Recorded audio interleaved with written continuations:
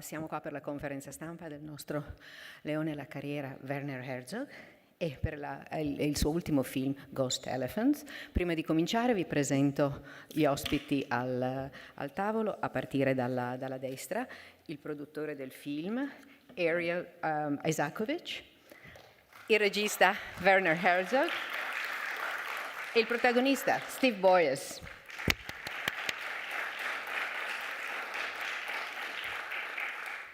I will start with a question. Werner, you have compared the film and Steve's quest to Moby Dick. Yes. Can you expand on that a little bit? It is a film about a quest, so it's not a wildlife film. You should not expect a wildlife film. We do have some elephants in the film, but only, I think, 30 seconds at the end of it. And these 30 seconds were filmed by Steve Boyes with his cell phone camera, because we had various search teams out there, trackers, local trackers. Ariel, who was in Angola doing all this. And our camera was with a team that didn't see the elephants. All of a sudden, Steve Boyes runs into one, and he films it with a 4K cell phone. And otherwise, the film is about the dreams of elephants, the spirits of elephants. And it's very obvious in the film that it's maybe a hunt for the white whale. And if you do not find Moby Dick, it's still a great novel. It would be still a great novel. And in Melville's novel, I think it's at least 600 pages, and only the last few pages Moby Dick is being encountered. And the film is a little bit like that. A dreamer, somebody on a quest for dreams, somebody is on a quest for spirits. Steve, do you agree? You've looked for the ghost elephant for very, very long time. Do you agree that the quest is almost more important than finding? And there is a point towards the end when you get really close that the film says, well, it's better not to find them, it's better not to see them. Do you agree of that? It was really important for you to have physical evidence that they exist. It was 10 years now that we've been searching for the ghost elephants. We explored every single river in those Angolan highlands, from their sources to the end. We got on motorbikes and mountain bikes. We put hundreds of camera traps out there, listening stations that are listening to the forest for elephants, and all we could find was dung. And then got the master trackers from Namibia to help us. But it was about the journey, about the quest. We found 275 new species to science along the way, exploring those rivers and those forests in the remotest valleys, and got to know the local people. They're helping us protect that place. So the journey, starting in 2015 to find the elephants, took us many other places. And Steve, you should mention about the dimensions of this.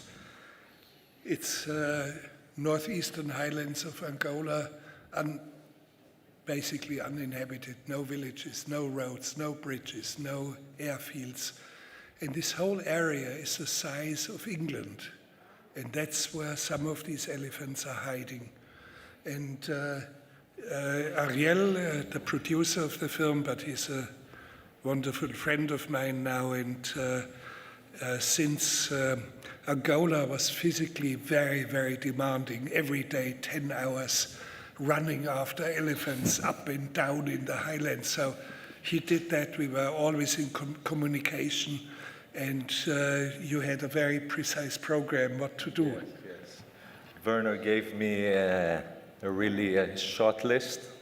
It was very difficult. Steve prepared me as much as he could, but we still had to do maybe 6 hours on motorcycles in the jungle between trees, then crossing 4 rivers that they say that the crocodiles are coming at 5 p.m., carrying the motorcycles on the shoulders.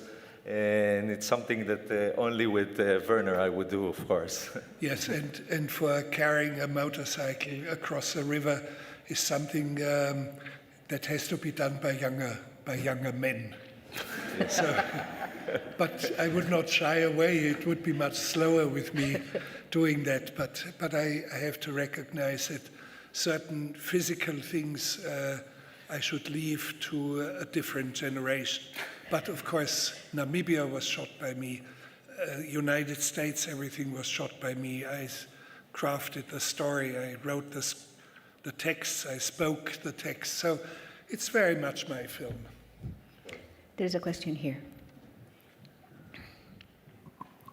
Hi, this is Matic Majcen from the daily newspaper Večer in Slovenia.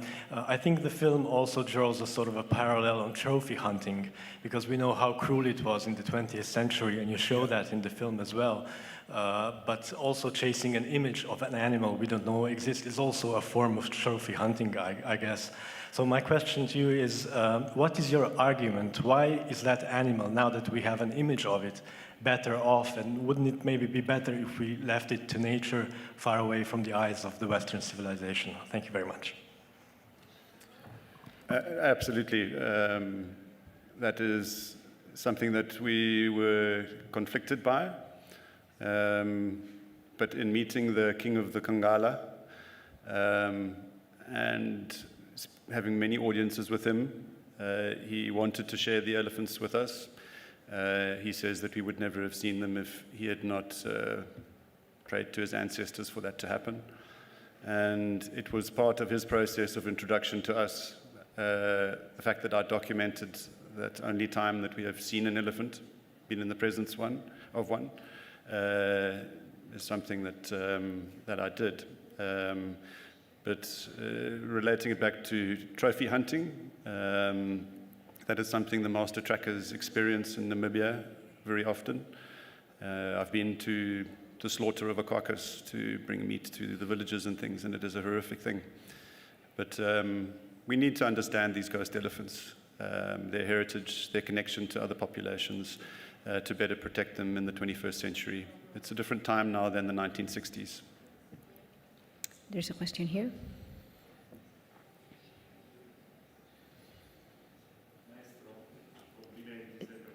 Sua cinematografia straordinaria, personaggi estremi. Your headphones on.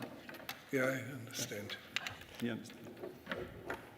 Personaggi estremi come Fitzcarraldo, penso a Ghirre, penso a Nosferatu e penso anche a un grande madrigalista, musicista del Seicento che le ha così messo in luce 30 anni fa, Gesualdo da Venosa.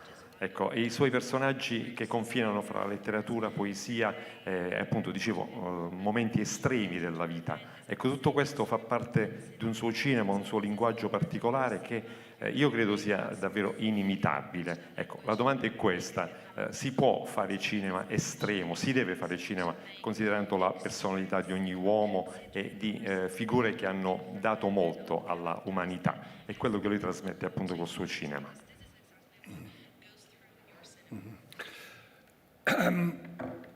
It's a question is hard to answer because I've made some 70, 80 films and I've written books, and in a way you are right to point out, for example, Carlo Gesualdo, El Principe da Venosa, and Nosferatu, and Steve Boyce, and you just name it, and it looks very diversified, but it is not.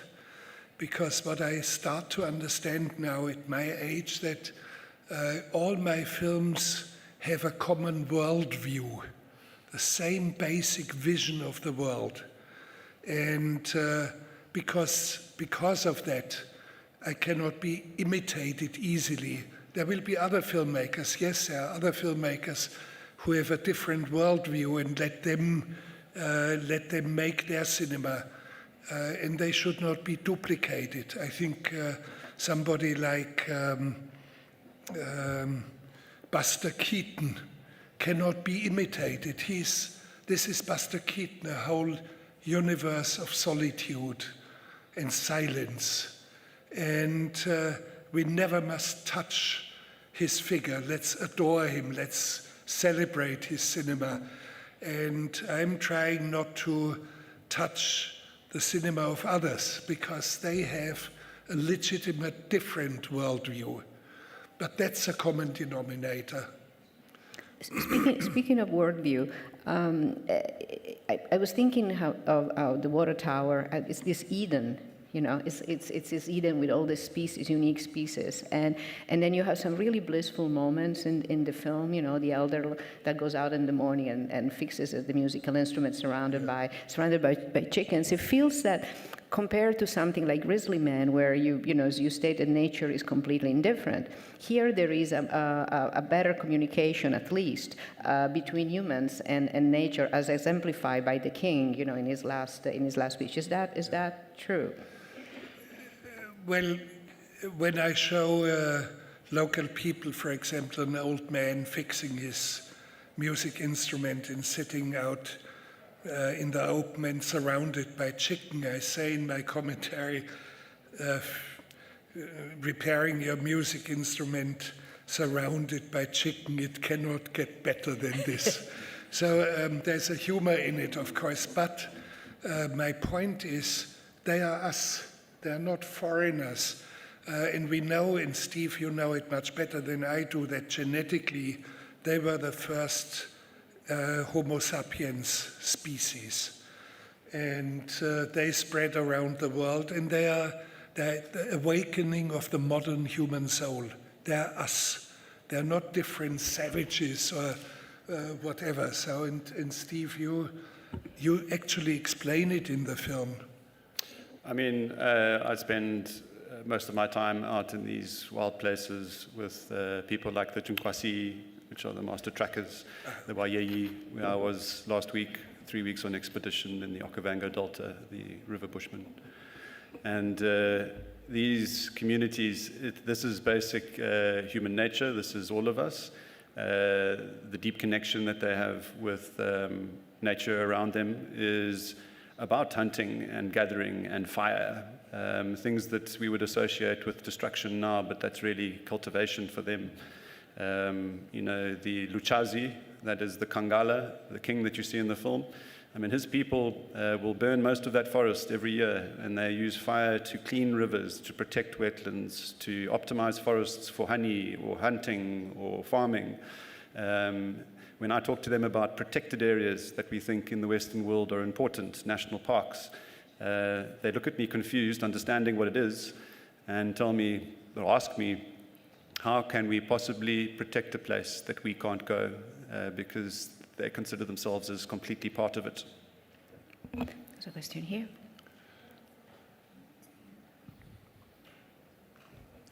Hello, Andraž Gombac from Air Beletrina and Beletrina Digital from Slovenia. Compliments on your movie.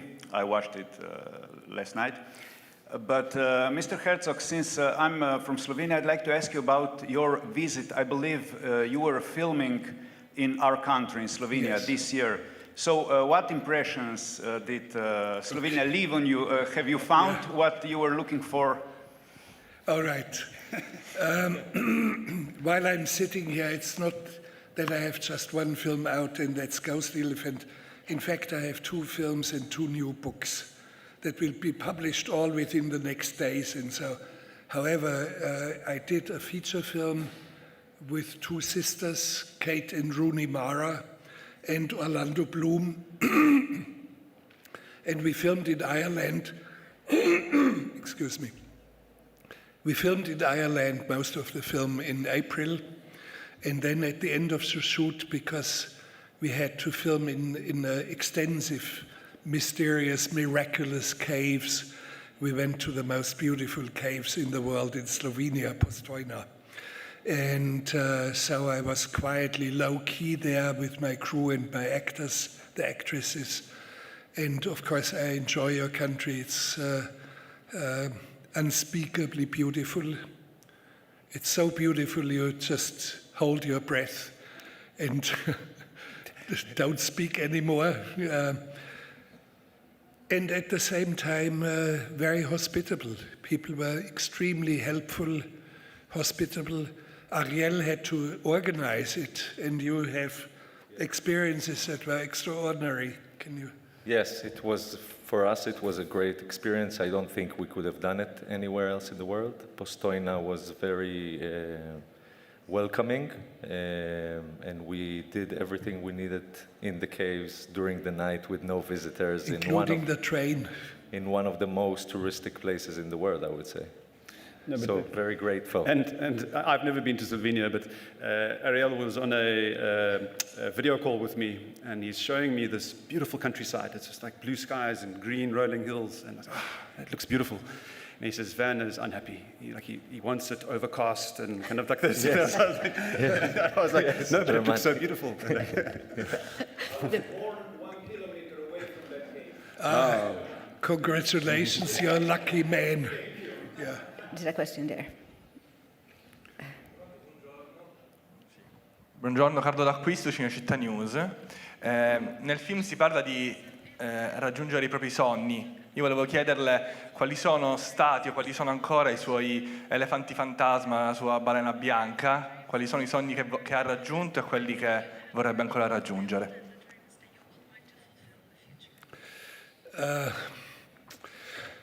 Well, there are always too many projects. I cannot catch up with it ever. It's always been my problem. And you may remember that not many years ago I had 2 feature films finished almost at the same time, and they were shown in Venezia at the Biennale Festival, in the same festival the same year.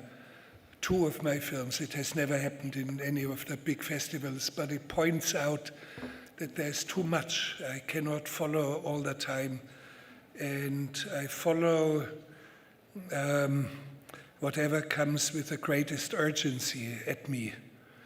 And of course, there are certain projects I have not been able to do. As I mentioned yesterday with Francis Ford Coppola, we planned to do a very big film about the conquest of Mexico, seen and narrated from the perspective of the Aztecs. It never materialized, and I didn't spend any sleepless nights over it because I knew it was so big it could not be financed. The industry functions in a specific way. And instead of trying to push finances without success for the next 20 years, I actually made 28 films, and I wrote 7 books in that time. So that's what I did, and they're unfulfilled.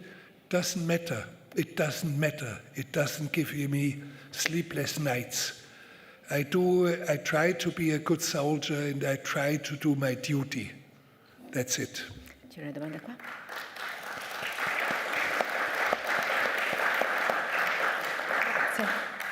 Radio Burgio La Ragione, congratulazioni intanto per il premio ricevuto, e collegandomi alla domanda di prima sull'umanità e anche ai suoi lavori, non posso non farle una domanda sullo scenario internazionale, visto il suo documentario fatto con Gorbaciov. Lei pensa che nel suo lavoro c'è qualcosa che ancora potrebbe essere ricordato di quell'ex leader, ex presidente di un paese che attualmente purtroppo è protagonista dell'invasione dell'Ucraina? Grazie.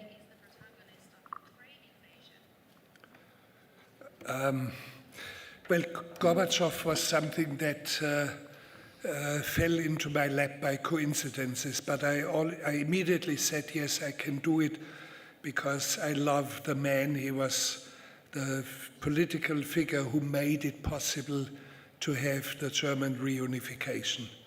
And he said, you have to do it now. Who comes late will be punished by life. And he said that to Honecker, the East German president. And it's a film with great respect, and he was a wonderful man, also not only a great politician, historically important figure. And the film, in a way, points out that there were so many missed opportunities. And the missed opportunities are very much attributable to the West. So many missed chances. For example, the West promised we are not going to enlarge and move NATO to the borders of your country. And it was a wonderful time. And all of a sudden, Gorbachev was like a rock star. He was in Bologna greeted by Italians as if he was the greatest friend of the Italian people. He was in Canada, received like a king, and people were in the street applauding him. So there's so many missed chances. And the film, in a way, reminds us of that. But I'm not the filmmaker. It's an exception in a way. I'm not the filmmaker of political journalism. In fact, the film on Gorbachev is not journalism. It's something much deeper. But I'm glad I made the film, and it rounds up what I had to do in my life.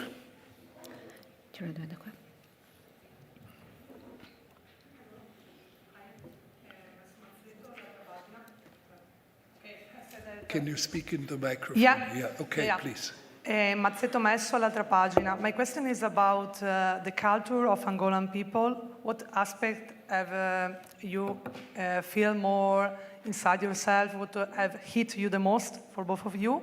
And for you, since you have received the Golden Lion, if you have to choose one movie between your career, which one you feel more representative of your cinema? Angolan people, well, I was not part of the expedition in the highlands, but Stephen has spent time with them for more than 10 years, I guess. All your life you have been in touch. Yeah. Yes, I mean, Angola is a country that's had 42 years of war, the War of Independence and the Civil War for 27 years. The Civil War ended on the fringes of this landscape that we've been exploring for the last 10 years. The Lizima Liamuono landscape, the source of life as it's known by the Luchazi Kangala people. But it is, you can feel that trauma, that break in culture, the break in tradition, the fracturing of communities. But having said that, the only thing holding them together is their tradition and their beliefs, things like these elephants. Werner, you said, as you said before, it's Julia here. As you said before, you have too many projects to get to, and scusi? No. What film would be most representative of your career? Sorry, I interrupted. Which film would be most representative of your career? Oh, sorry. You cannot ask a mother which represents your children, which represents you best. All of them. I love them all. And they're all wonderful, and they couldn't get any better. So I'm proud of them, and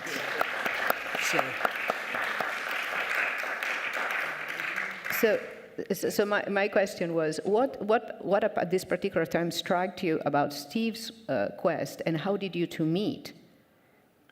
A friend of mine who is now one of the producers of the film, Richard Snyder, a man who is traveling on foot a lot. He is currently traveling from Istanbul to Portugal on foot. But he's going to be here. He said, there's a man you must meet. He just arrived in Los Angeles, and I told him about you, about me, and his name is Steve Boyce. Let's go and meet him. He's in a restaurant in Los Angeles. So I arrived, so there was Steve Boyce, and we immediately connected. We immediately knew there was something big out there. And I also knew there was trouble to make it into a film. There were earlier attempts. It has a long, complicated prehistory. And Steve was, I think, very clever. He said to me, why don't you come to Namibia? Just have a look, and maybe you can advise us a little bit how to tackle it. So I had the feeling, yes, this is fascinating, I should come. And the moment I had arrived, I knew I had to take over, because nobody had a clue how to make a film about all this. So he was a smart sort of siren song that lured me in. No, I mean, it was that first dinner. I remember we didn't talk about films too much. It was about thoughts, consciousness, happiness, loneliness. I loved that dinner. It was such a privilege. Yeah. And where did the image of the elephant in the water come about? That's so beautiful with a Schubert. Well, they were filmed with very simple tools. They are not aggressive when they're in water, when they are wading in water. And it's basically some sort of a metal stick with a camera attached. And the camera is wading in the water that deep and follows the elephants. There was footage, for example, where the camera moves up and out of the water, and all of a sudden, very realistically, you see the reality of the elephant. And I said, no. The beauty of it is that it's like a dream of an elephant. We must not come through the surface and now see the elephant standing in the water. It should be how they are moving, like in a dream, like in somnambulistic, like spirits. And that's much more important than showing a real elephant. I mean, elephants, I spend a lot of time with elephants all over Africa, and when they're approaching from the tree line far away, they can smell you very well. They can sense you very, very well. And if you calm down, sit down, and they make the decision to approach you, then they will walk straight up to you and around you and play with the children and do what they were doing in the water there. And if you do something wrong and the elephants get aggressive, you often see people standing like this, like they must be bigger. And it's not that. The elephants want to see that you aren't holding something, because a human being holding anything is more dangerous than a human being like this. So it's not to be bigger. But yes, if you know elephants, you can get quite close to them. And also an interesting thing that Steve tells me that when you're close to elephants, study some birds in the tree, don't make eye contact. And they know they are not under observation, they are not under rifle, the scope of a rifle or anything. You're just part of being out there. And they do not attack in such a case. No, it's like watching a scene of elephants with antelope, with other animals at a waterhole where they're coming to drink, and they're ignoring each other. If you can have that feeling towards them, then they will allow you to come close. I'm told there's one last one. Okay.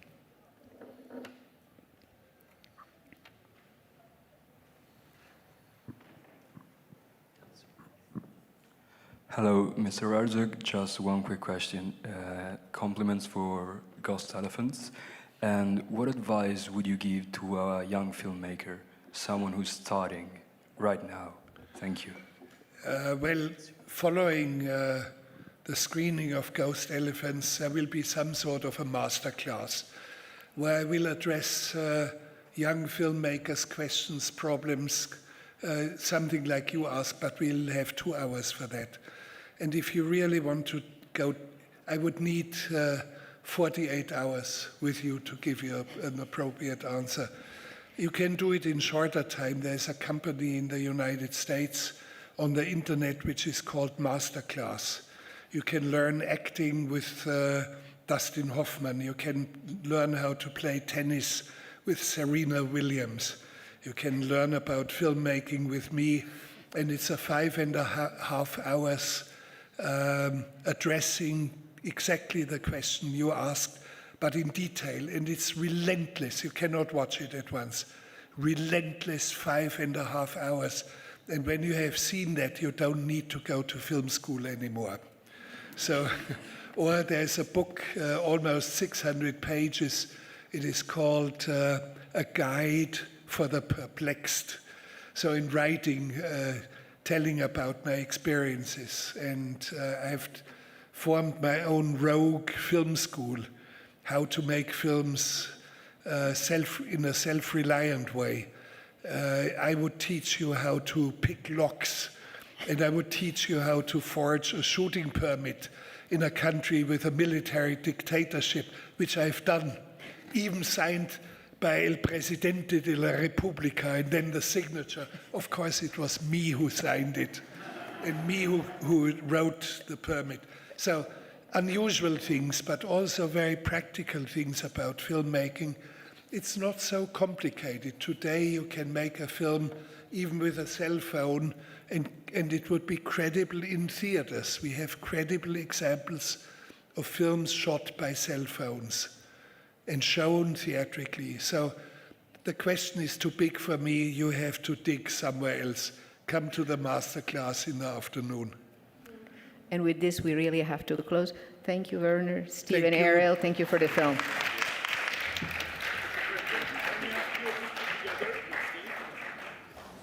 Just 1 second.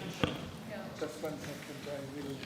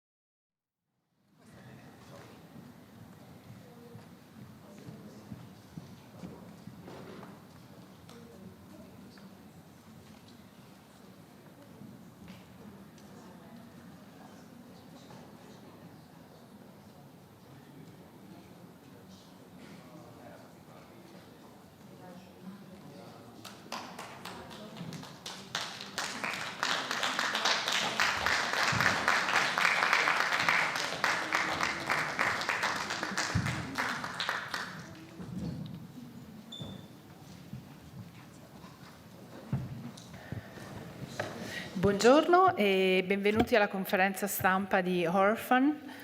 Vi presento subito i nostri ospiti al tavolo, a partire dai produttori Mike Goodrich for Good Cause e Ildiko Kemeni per Pioneer Pictures, il direttore della fotografia Matthias Ederli, la sceneggiatrice Clara Royer, gli interpreti Gregory Gadebois, Andrea Vaskovic e Boitorian Barabas e il regista Laszlo Nemes. Allora, io comincerò con una domanda per il regista, attendo le vostre domande, quindi alzate bene la mano così che anche le nostre collaboratrici possono vedervi. Vorrei chiedere al regista di raccontarci qualcosa sulla scelta di raccontare una storia personale che riguarda la propria famiglia, suo padre in particolare, facendo in modo che questa storia diventi però, come dire, anche la storia di un paese, di un trauma, di una generazione. Come ha lavorato su questi due elementi, diciamo, un elemento più universale e un elemento più personale, anche con la sua sceneggiatrice, cosceneggiatrice.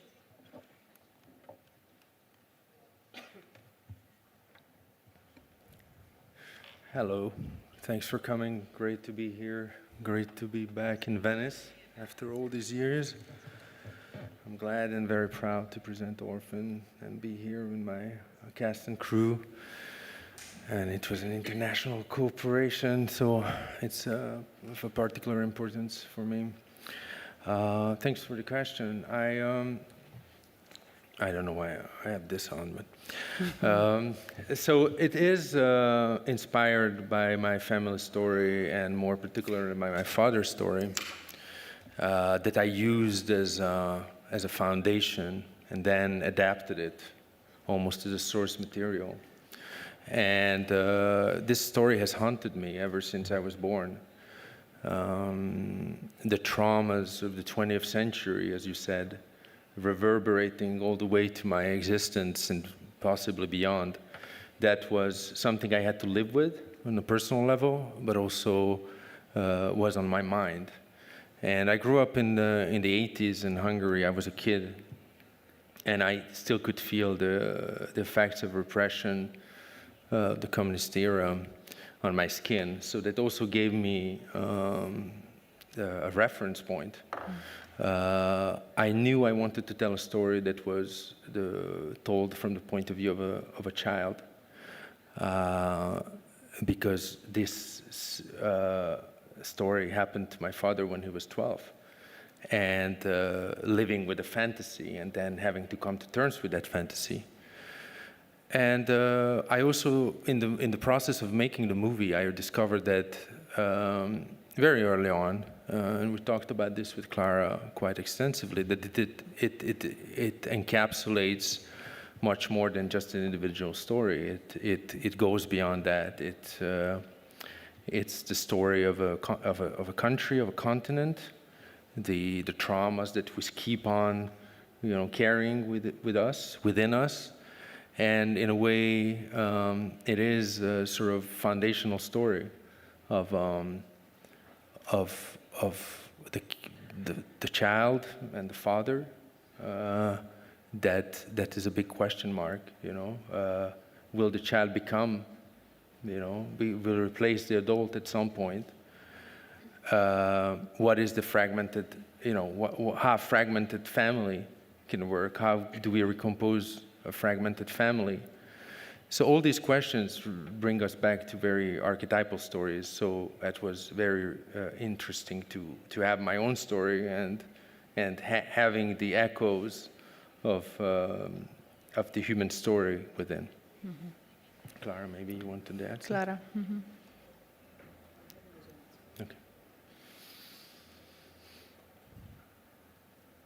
And Clara. The question was she also said for she Clara. was happy with my answer, but I'm sure if you want to say something, push on the button.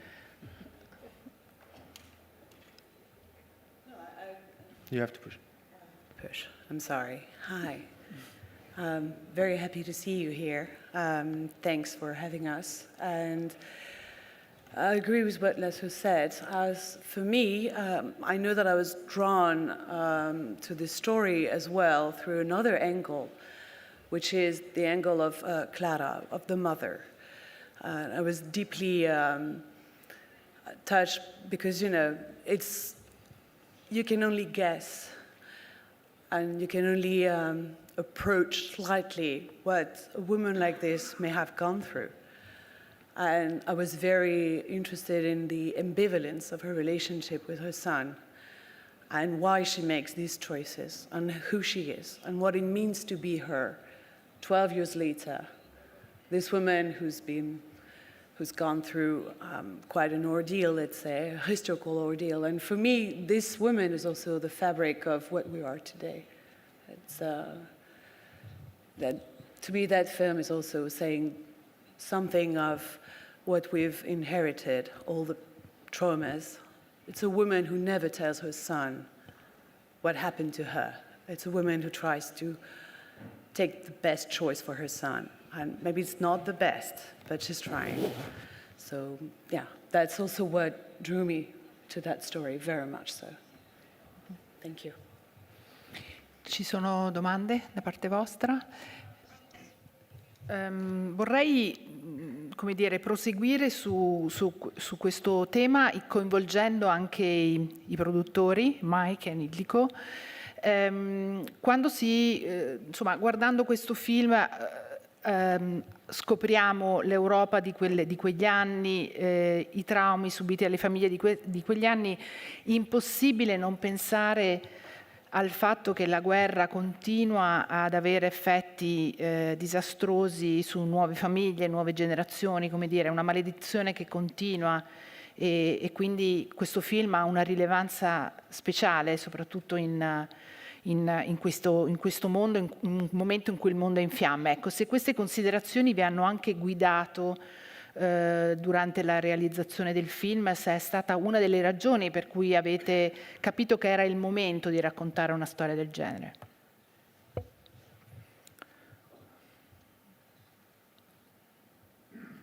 Who wants to start? Ildiko, I can start. I mean, yeah, for me, what was one of the very fascinating elements of the script was this idea that after the end of the Second World War, Clara reinvents her story and wipes the slate clean of her past. And ironically, when we were showing the film, when we were showing the script to distributors and financiers, several people started telling us their own family stories of how they just recently discovered they were half Jewish, or they recently discovered they had relatives in Latin America that they never knew about. And you started to realize that at the end of that seismic war, there was a closure and a reinvention. And I think you see this very much so in this film, that Clara tries to set, you know, a new slate for her family. Unfortunately, the demons from the past come to revisit her. Mm-hmm. I would only like to add to this that, yes, it is a very Hungarian story. It is Laszlo's family story. With all that in mind, the script, filming, post-production, everything took place, whilst it is such an international story as well. Unfortunately, all the mindless wars going on all around us, the actual kind of story could repeat itself. So it's very important that we actually kind of make movies like that, remind everyone. And its personal touch is what, as Mike said, that we felt with our co-producers, international distributors, that everyone had something to actually add to it through their family stories.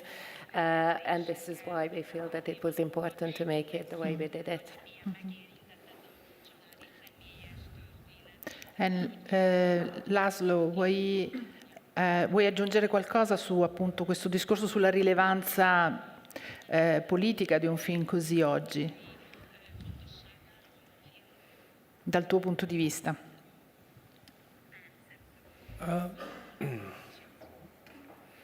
This is, there's so much a filmmaker can do, tell stories that are human. And I guess our means are limited. But I think that's also why we have to keep cinema alive.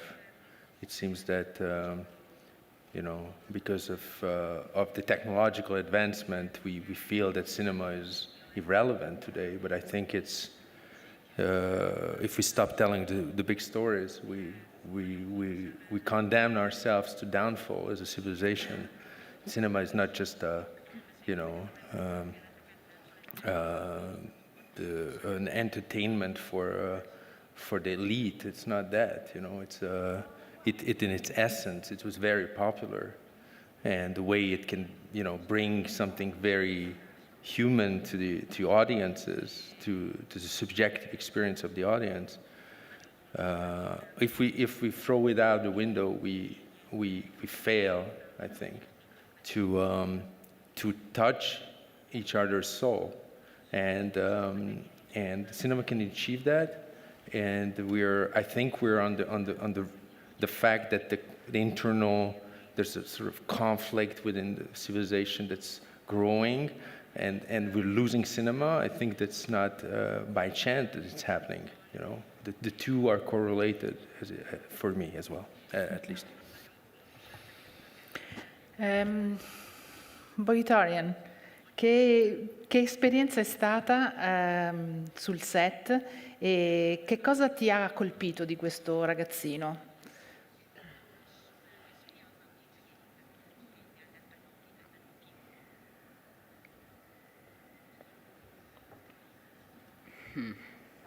That's a good question. Maybe what got me the most is that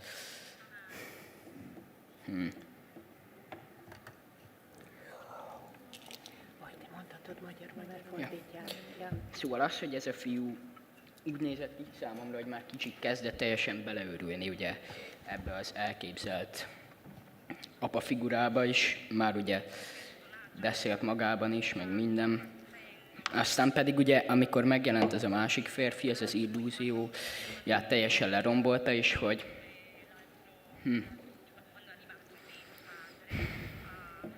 hát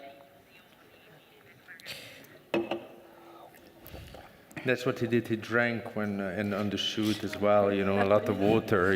When he was in.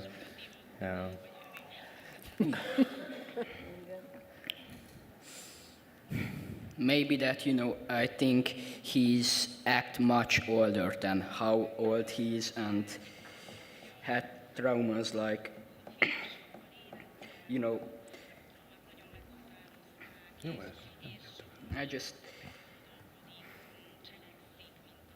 that was very dramatic for me. And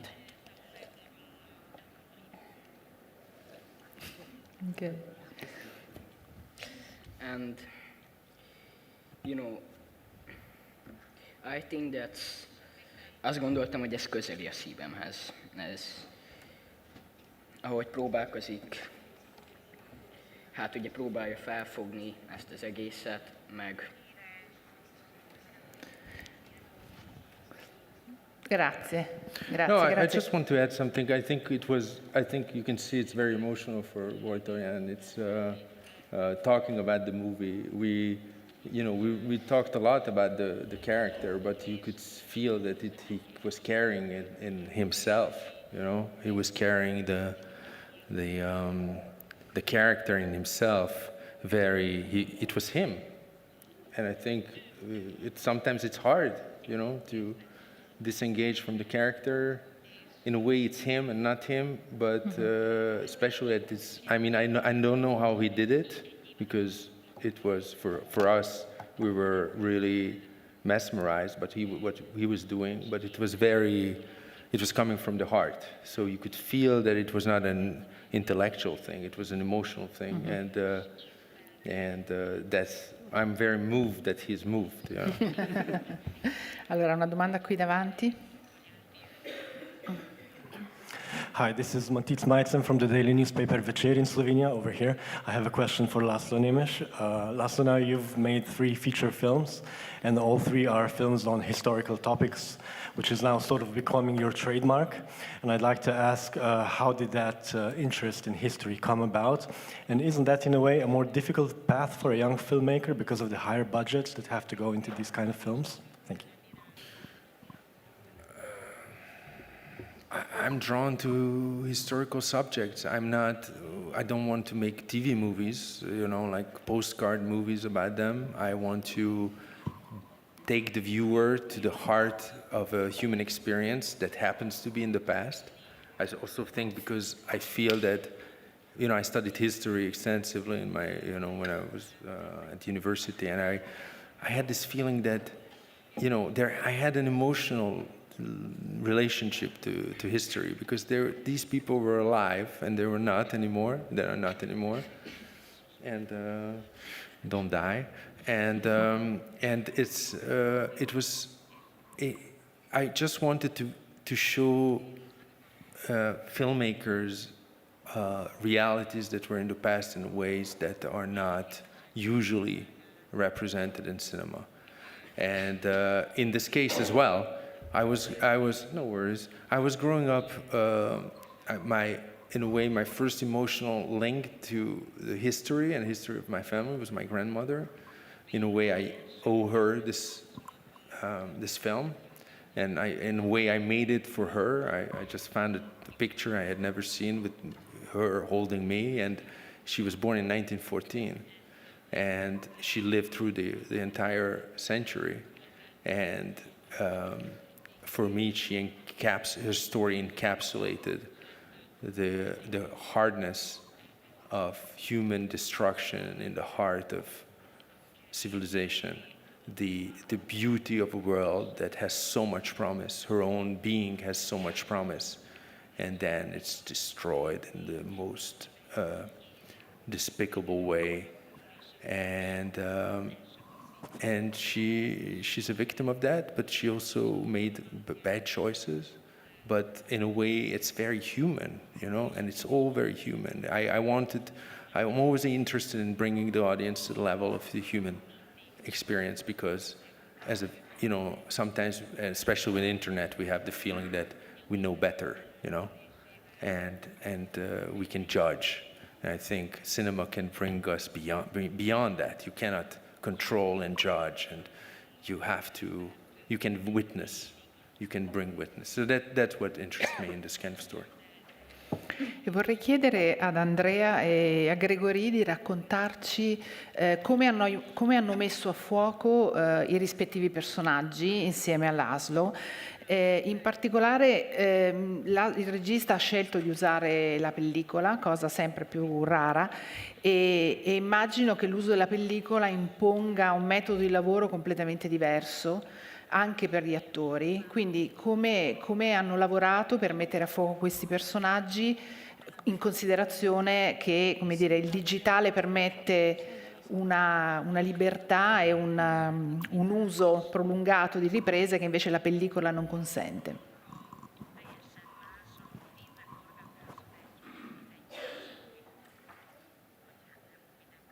Grégory? In French, is possible? Yes. Alors oui, sorry. La pellicule, ça donnait quelque chose qu'on a perdu effectivement dans le numérique. C'était une espèce de chose un peu sacrée entre action et coupé. C'est beaucoup plus... le geste est plus grave, pas dans le mauvais sens, mais c'est-à-dire qu'on sait son texte, on sait ce qu'on doit faire. Il y a moins de c'est plus précieux, je crois. Ça donne ça, la pellicule, je trouve. Et puis alors voilà ce que je peux dire d'autre. Et après, les personnages, moi, ce personnage je l'aime beaucoup parce c'est quelqu'un qui n'aime personne, sauf cet enfant. Et c'est toujours intéressant de faire quelqu'un qui n'aime personne, et puis d'essayer de lui trouver quand même, parce qu'il faut que ça soit un peu, il faut que le monde aille mieux, donc il faut que ce personnage soit un peu positif quelque part. Donc ce personnage permettait ça pour moi. Voilà. Andrea.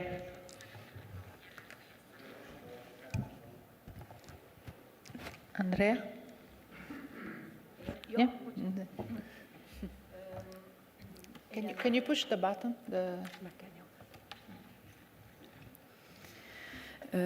Jó napot kívánok! Számomra is ez egy nagyon-nagyon nagy élmény volt filmre forgatni. Én nagyon sokat tanultam Lászlótól és Mátyástól, és tanítottak engem. Nekem ez volt az első ilyen nagy forgatási élményem. Amikor először elolvastam a forgatókönyvet, akkor engem ez nagyon meghatott, és különösen az anya-fia közti kapcsolat. Mert ugye ez nem egy egyértelműen szeretetteljes kapcsolódás, hanem Klára múltjában történt egy trauma, és ebből született a fia Andor, és Klára ambivalens érzelmeket táplál a fia iránt, amit nagyon színészileg is, meg nagyon, nagyon nehéz volt számomra ezeket így megmutatni a forgatás alatt. Köszönöm. Sì, allora volevo coinvolgere il Mattias, ma prego intanto una domanda lì. Buongiorno, Francesca Pierleoni dell'ANSA. Volevo chiedere a Laszlo Nemes, credo che il film ci faccia vedere in modo molto chiaro come la violenza da tutte le parti, quella di un'invasione, quella familiare, poi influenzino il bambino attraverso modi diretti e indiretti, perché poi alla fine il bambino tende a rispondere spesso con la violenza ed è un messaggio estremamente attuale, visto appunto il momento che stiamo vivendo. Se era una cosa che lei voleva mettere in luce, perché spesso ci dimentichiamo appunto dell'impatto di come reagiscono i bambini di fronte a tutta questa violenza.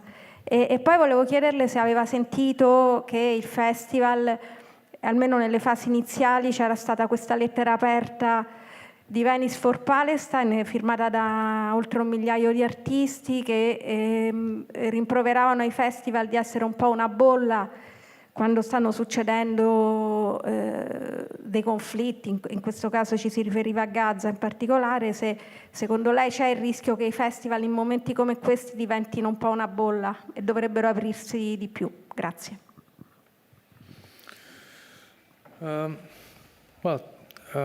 We as filmmakers, there's some things we can do and some things we cannot do.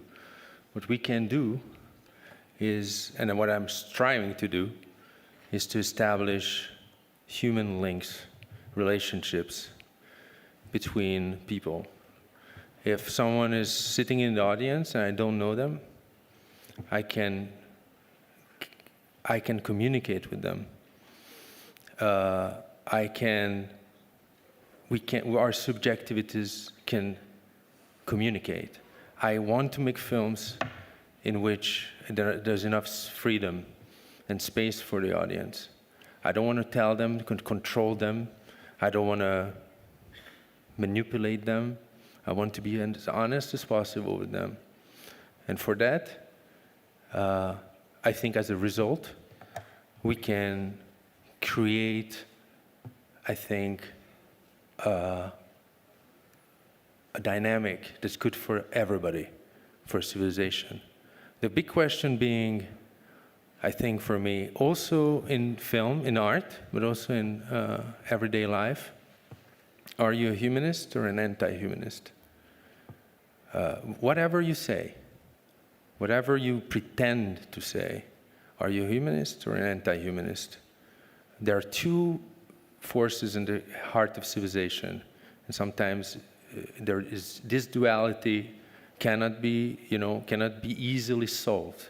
It's intertwined. We have seen in the 20th century what it can produce. In the heart of civilization, we can see we know what it can produce, also in the future.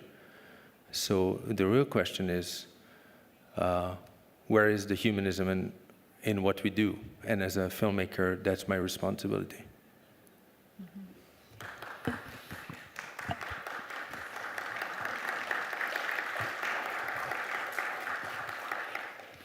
E vorrei coinvolgere il direttore della fotografia, l'autore della fotografia Mathias Herderli, e chiedergli questo. Insomma, collabora con il regista da molto tempo e mi sembra che ogni volta cerchiate, diciamo, strade diverse per mettere in scena quello che l'ASLO intende raccontare. In che direzione siete andati questa volta e qual era, insomma, l'obiettivo da raggiungere?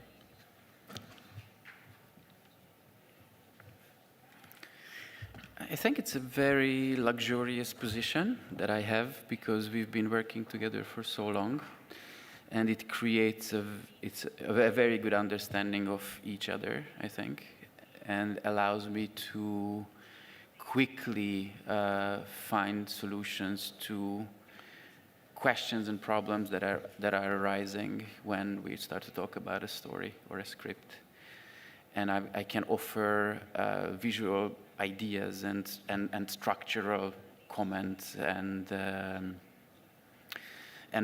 ways to approach visually a certain topic. So our history together allows this for this shorthand between us, which I think is extremely enjoyable because it takes away so much energy that are just there to get to know each other. We are done with that. We know each other. I know what he likes. I know what he's interested in, and he keeps pushing me, which is also extremely fascinating to me. That he keeps on exploring new ideas and new tools and new approaches. You know, how to move the camera. What are the what is the point of view for a certain scene, all those things. So it's a constant exploration together, I think, in visual terms. And I hope that what I can offer is helping him to be braver and try new things that he hasn't thought of before. So we kind of build on each other's ideas, and me personally, it's extremely joyful. Just as adding one sentence, the thing that I really enjoy about the working relationship we have is that Mathias is always interested in the story and the emotion, and he doesn't want to make just pretty pictures. You know, that's what I'm learning from him. It's like, okay, how does it serve the story, and how does it serve the characters? Ci sono domande? Altrimenti io ho un'ultima domanda per László. Vorrei chiedergli per cosa ha visto negli attori che ha scelto, cosa ha visto di così aderente ai personaggi che aveva in mente, e se sempre, diciamo, grazie all'uso della pellicola è stato necessario un lavoro preparatorio prima, quindi prove quasi teatrali, e se lì si è costituita, diciamo, questa famiglia.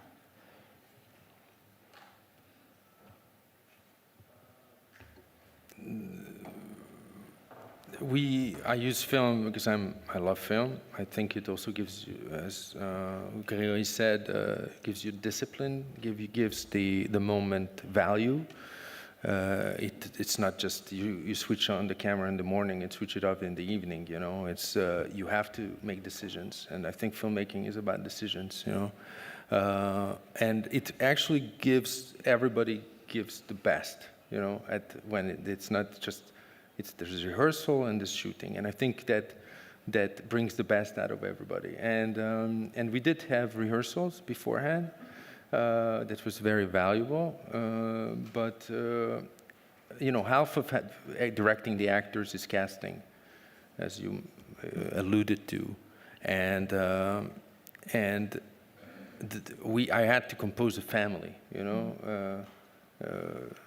The way they interacted, also visually, what they represented, and the intensity that I met immediately, you know, in the first screen tests or the audition process, or in the case of Gregory when he first came to, he started shooting, you know, or rehearsing. It's an intensity that that was so rich and so layered that I think you could feel that there is the dynamics, you know. And so for me, it was to make a believable family represented on screen, first and foremost. But then obviously there's dramatic value and in tremendous dramatic, tragic elements. And the way they understood deeply, emotionally, viscerally, what they were carrying and what they represented was very, very transforming for me. Allora dobbiamo fermarci qui. Grazie. Thank you so much to everybody. Thank you. Thanks for coming. Thank you.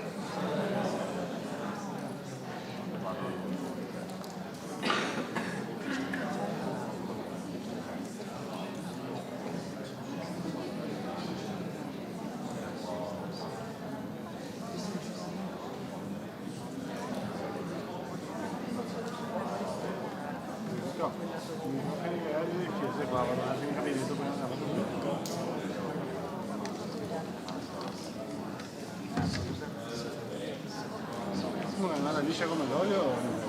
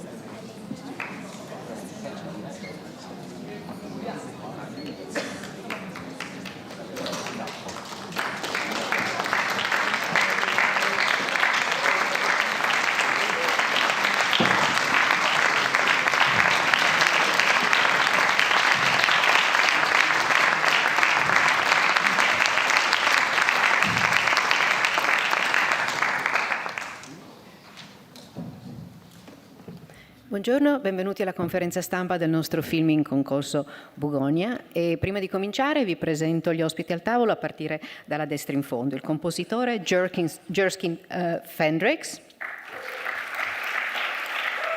il direttore della fotografia Robbie Ryan, l'attrice Emma Stone, il regista del film Yorgos Lanthimos, l'attore Jesse Plemons e lo sceneggiatore del film Walt Tracy. I'm going to start with a question to Yorgos, and then we'll open to the public. Yorgos, this film speaks about very much about the present time and about a disconnect with reality that breeds division in people. What made you want to tell this story? Well, it's partly what you're saying. I read Will's script. It was one of the first times that I hadn't been involved from an early stage in a project. But I read Will's script that Ari Aster and Lars Knudsen had developed, and I was immediately blown away. I just felt it was so, funny and entertaining, but also like extremely impactful and made you like really think about things deeply. So I immediately was interested in making it, and it felt very relevant then, and that was like 3 years ago or something, and it feels even more relevant now, unfortunately. It was just an immediate reaction to the script. Then we worked a little bit with Will to just shape it a little bit more to what I imagined the film to be and my vision, but yeah, from the beginning it was an incredible script that I've never before, been given a script that felt so ready to be made. Will, do you want to add something to what you're saying about it?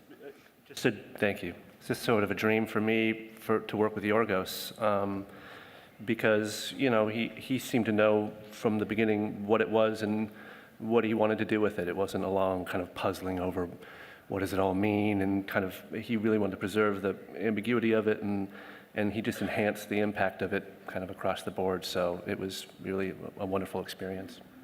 There's a question there. Hello, morning. Marco Consoli, Daily La Stampa. I have a question for Emma Stone. In this film, you play a powerful woman, a woman of success, and as in J. Kelly, that is gonna be after this conference, this press conference, we see how wealth, fame, success can transform people, and make less empathetic. So I would like to ask you, how do you manage success without turning into an alien? Thanks. How do you know I'm not an alien? Yeah, no, I haven't seen J. Kelly, but I think there's a tricky aspect to that answer that's probably longer than anything that anyone would want to listen to right now at a press conference for the film. But I think everybody sort of deals with that now. There's a lot of self-reflection for everyone when social media or the way that you're kind of viewed outside of yourself to the world. I don't know that there's a time that's more like we all kind of can relate to that feeling of somebody thinking they know you or thinking you can express an opinion and having it feel fraught and intense and like you don't have much control of the thing, or I call it the avatar outside of me, because there's me and then there's like me here, if that makes sense. I separate the two in my mind a little bit, which I maybe need to do less, but I think as a coping mechanism, there's like the person who comes here, and then there's the person I am with all my friends and family, and they're the same person. It's just different things to keep myself sane, I guess. Question there? I don't know if that was clear, sorry. Great to see you guys. Hey, Emily. I wonder if you have this unique working relationship with Yorgos now that, we rarely see a lot in Hollywood. We're continually working over and over again. Can you talk a little bit about how he takes you out of your creative comfort zone? That there's a constant challenge, and that Yorgos, for you, what is it about Emma that kind of allows you to maybe go into a different territory that maybe you wouldn't with another actor? Well, it's clear I love working with Yorgos. I love the material that he's drawn to and the worlds he wants to explore and the characters that he's been generous enough to let me try my hand at. I think it's also important to say that with the exception of Will, we have all worked with Yorgos multiple times here. One of the most amazing things about his process is that he invites the same, everything I've worked on with him, I've also worked on with Robbie. And this is third time with Jerskin, or second time with Jesse, and first time with Will. Welcome. But what's really special, like this whole front row, is we've all been working together on multiple films, producers and our AD, and it's our costume designer multiple times. So what it ends up feeling like is a really comforting and safe environment to kind of explore and feel as free as possible, because you know these people. It is that, I know everybody says that like, we're a family thing, but it does really feel like that when you've made so many things together and you've sort of been in those trenches together. So that's just an additional part to it I wanted to add. It's his turn. Do you go, wow, I have to do this now? Is it something that it's really fascinating to you as an actor? Anything that I've been part of in my life, that's how I felt. And the opportunity to get to work on these things that I have with him and everyone here, it has been just a dream, because this material is there's so much. And for this film specifically, there is so much that's happening that I think is reflective of this point in time in our world, and it's told in a way that I found really fascinating and moving and funny and fucked up and alive. So, yes, with this definitely, that's how I felt. But that's, the consistent thing. Do you want to answer anything? You said it all. I guess I said it all. I have a question for Jesse. Jesse, you bring empathy to a character that, especially at the beginning, is really hard to relate to. And I'm wondering, how did you find that person and the capacity of making us believe him and not just detest him for what he's doing? And what was the work that you did to get to him? I felt like it was all in the script, and I felt like, the journey the audience takes seeing the movie is probably similar to my experience the first time watching the movie. I think probably throughout history, there's been a human instinct to sort of unconsciously categorize someone, and I think I even probably, as soon as I started reading the script, probably tried to do that, and then you turn the page and something else is revealed, and this whole his core, his relationship with Don, all of what you discover happened to his mother. And I could talk for a long time about Teddy, but my way of understanding him was, he's really tortured soul that was trying with all his might, like he says, he just wants to help, which is crazy. It's a crazy thing to say at that point, but I believe that, So it was all there, and then it's a constant discovery from scene to scene and day to day, and there were a million things that helped me find my way in. There was a question here.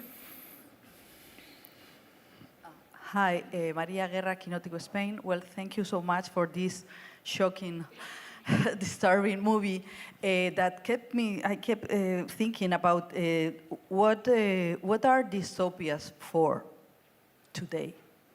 I wonder whether Emma Stone or Lanthimos or Plemos, because the movie starts and you feel like you are seeing the American dystopia, which is going on, but it was so disturbing to think, what is this idea for? Why are dystopias for all of you? I'm not sure I understood. Are you saying what are dystopias for? The use of dystopia? Yeah, I think as a creative tool, as a narrative tool.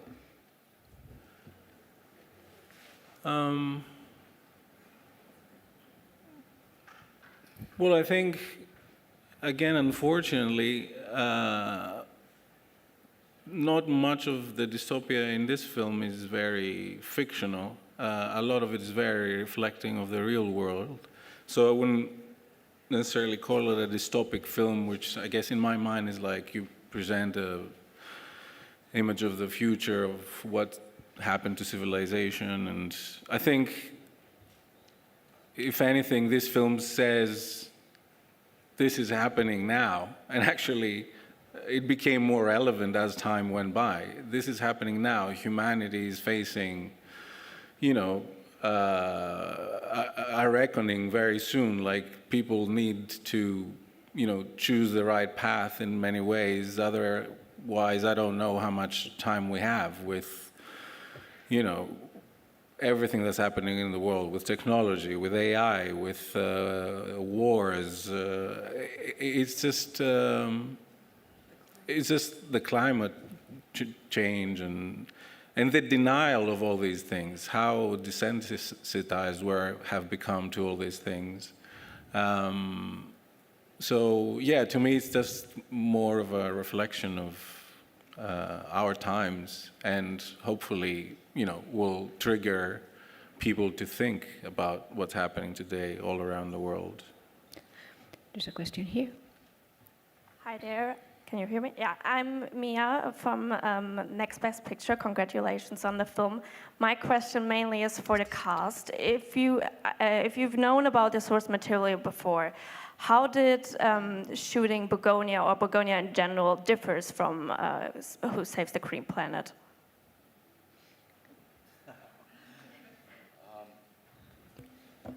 I decided not to watch it before we shot. Neither did I.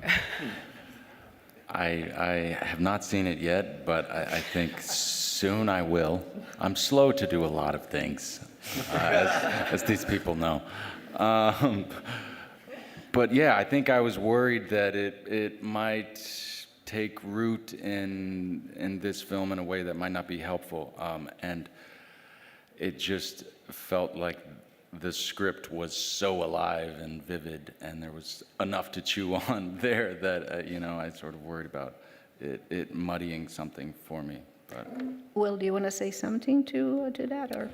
Yeah, I mean, I myself have only seen Save the Green Planet the one time. I think as a writer, I don't really like to have, if I'm adapting something, I like to take a pretty free hand, or else I feel it's not really worth the effort.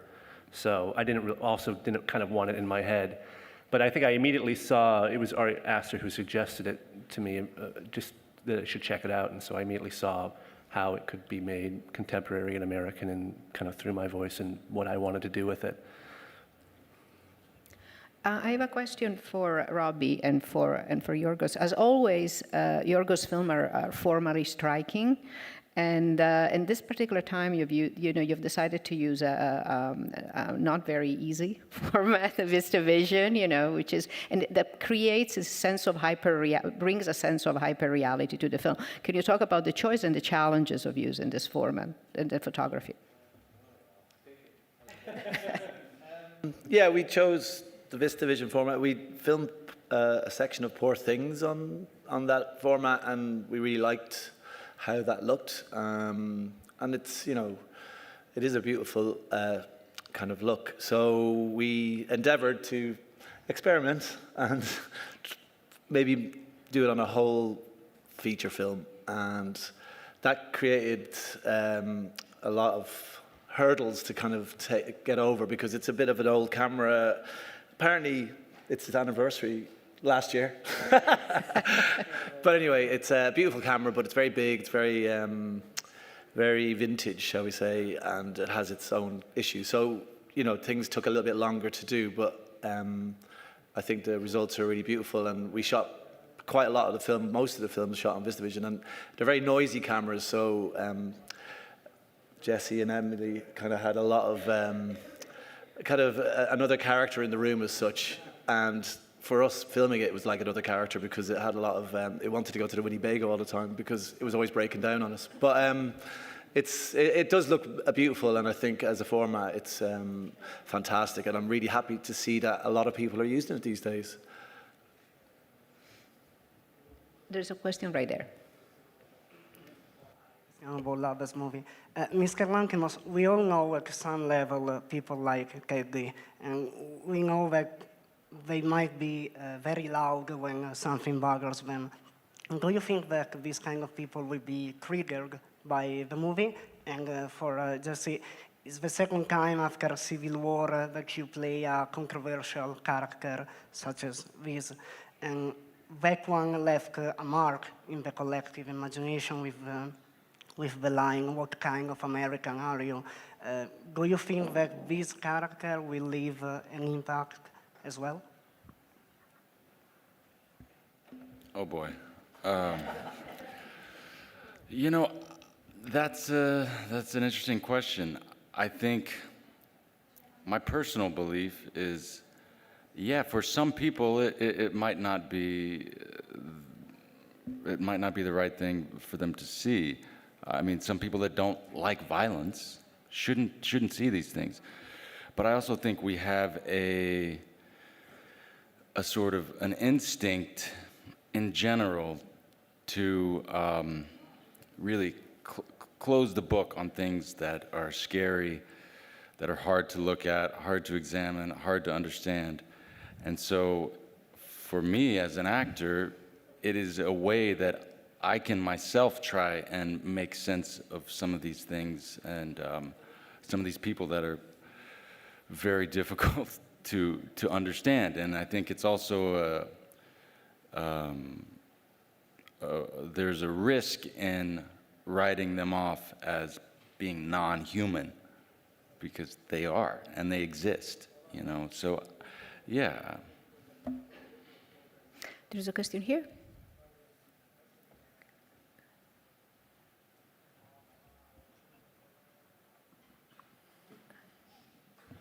There, no, okay, fine. Don't fight. Sorry. Hello, I'd like to ask a question from Yorgos. This is not the, while throughout your career you've been doing most of your movies that somehow dealt with the cult, with the idea of God, with some sort of structure of power. In this year, we've already seen several movies that focus on the topic of cults. Eddington came out earlier, and Honey, Don't Twist, for example, another movie that somehow touches on the topic. And I see that most of these movies this year, and your movie from last year, Kinds of Kindness, mostly are made from the authors, from the ones that want to somehow talk about something important. Meanwhile, the big genre movies, the big blockbusters, they're going into more of an escapist type of movies, trying to talk about something simpler, not focus on so much on the issues we have in the world. So my question is, do you think this is the trend in the filmmaking today, or maybe there's something else that is going on with the big studios and the authors with the smaller studios, something like this? Thanks.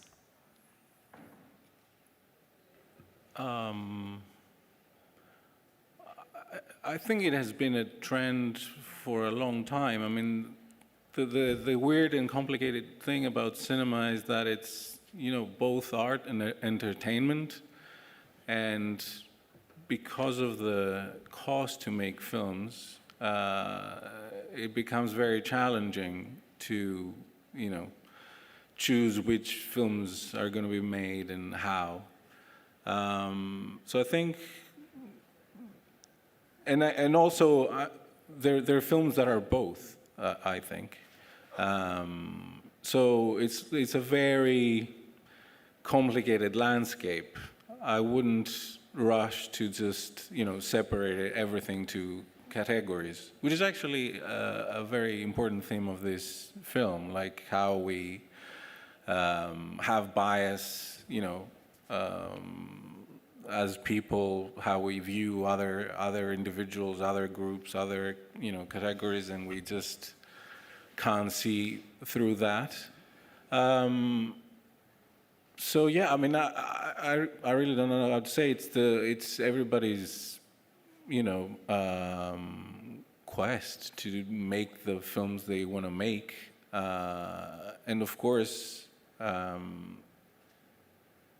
you know, it's becoming more and more difficult financially for more independent films that have different themes that have not been tried to be successful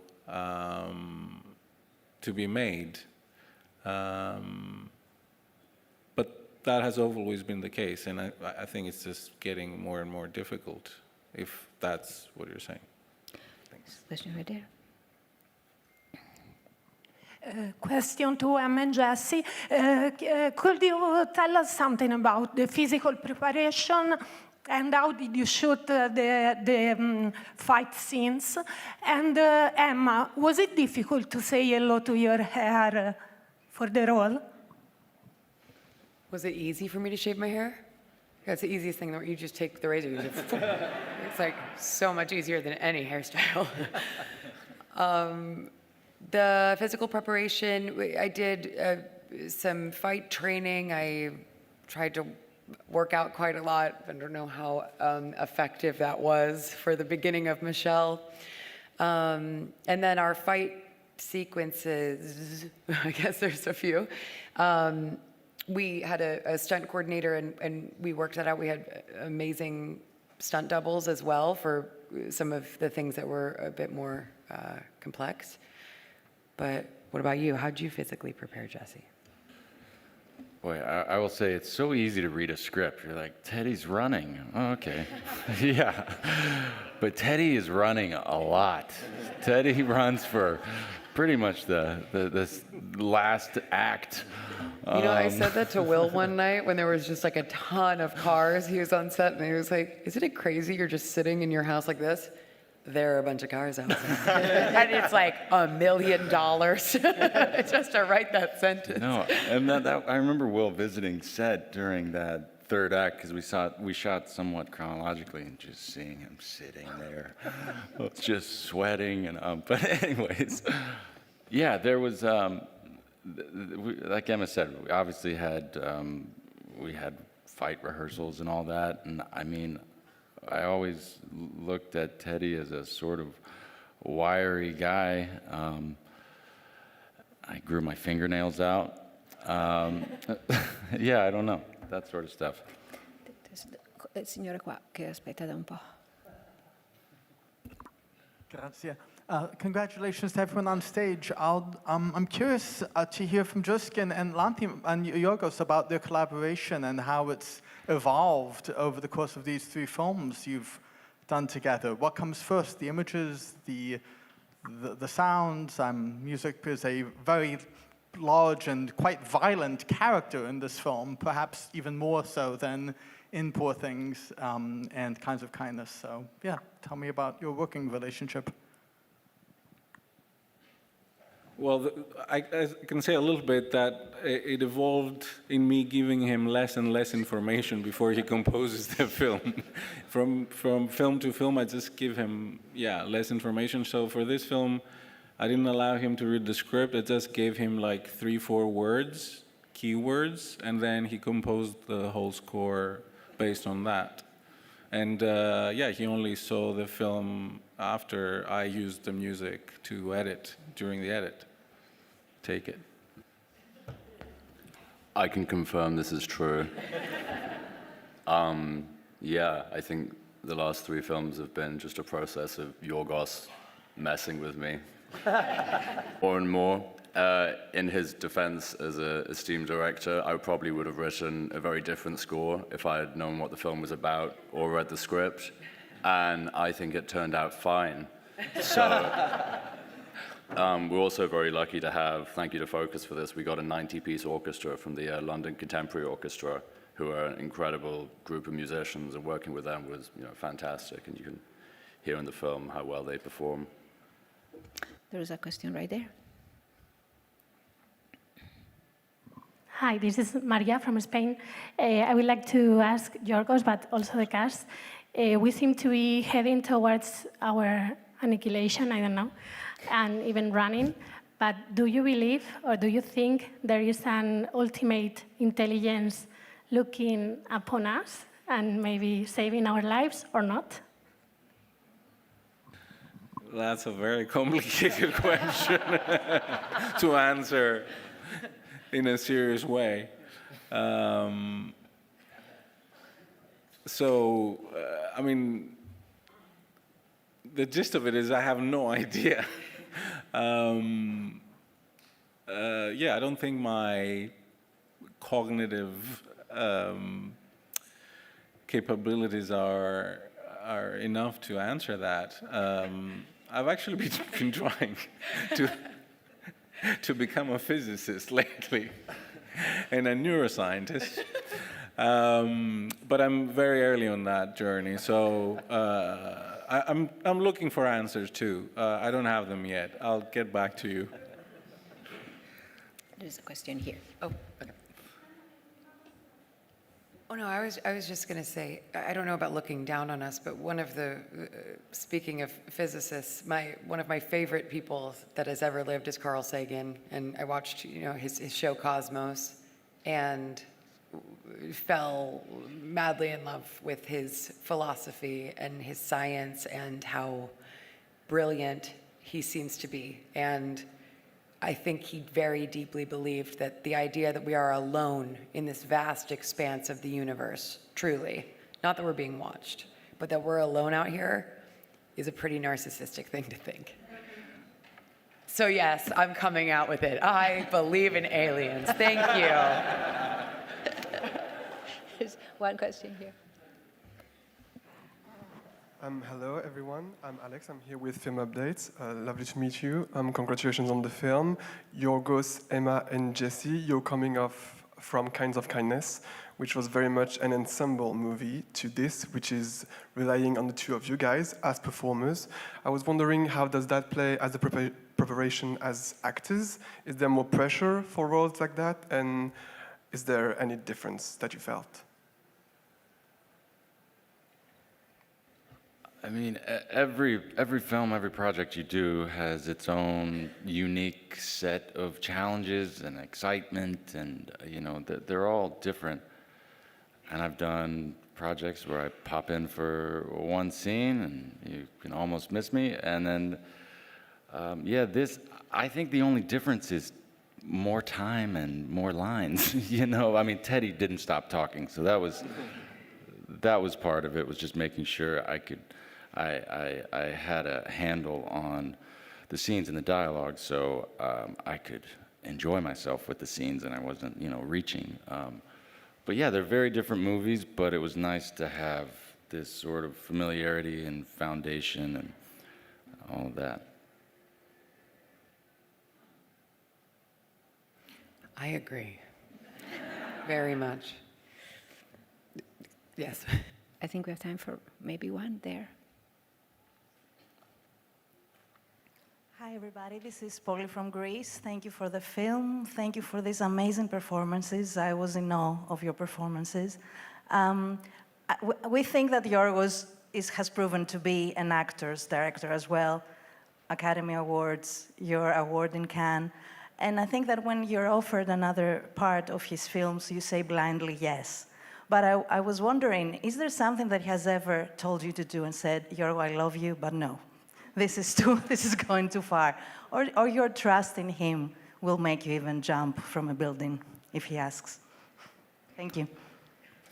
Are you saying in individual circumstances or to an overall film? Oh, yeah, for sure.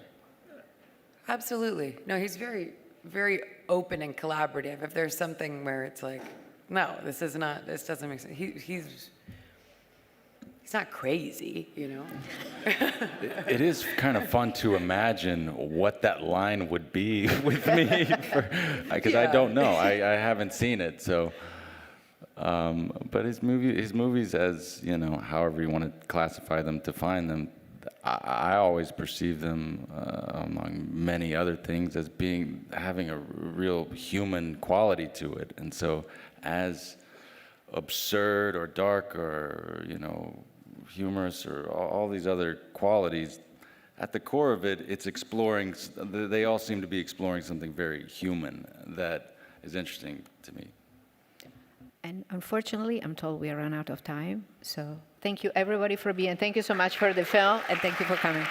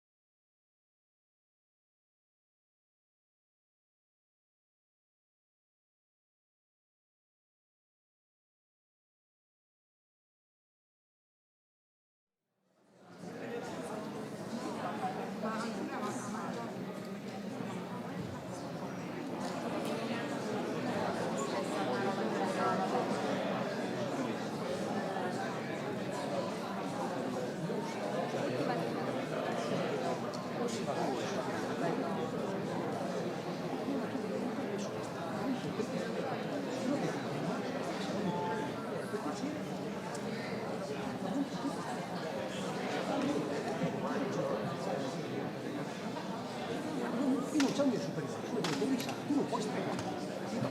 Vai.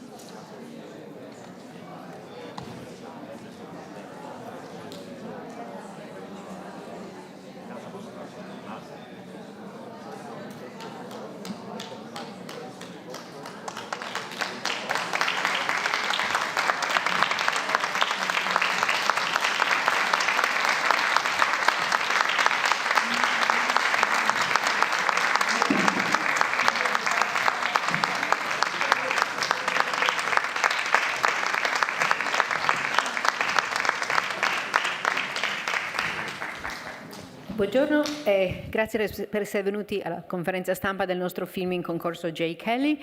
Prima di cominciare vi presento, partendo dalla destra al fondo, gli ospiti al tavolo. L'attore Billy Crudup, l'attrice Laura Dern,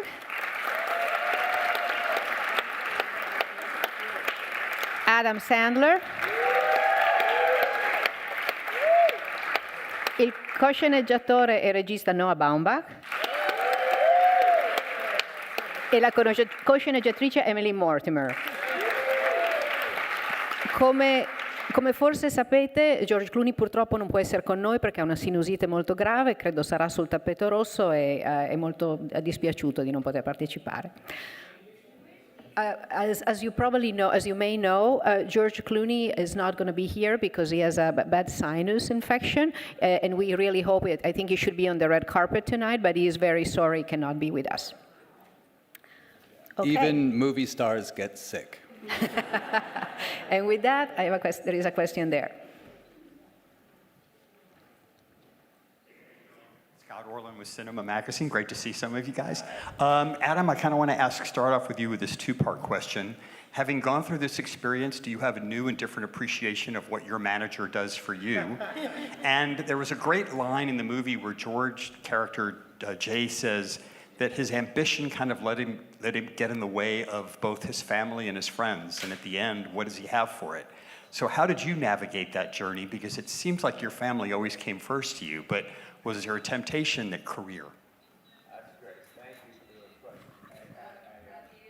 Oh, I hold this. Okay, so the first part was I've always appreciated my manager, my agent, my publicist. I just know how hard they work and how difficult it is to hear my ups and downs in life and back me up no matter what, even when I was possibly a little, I could get loud at times.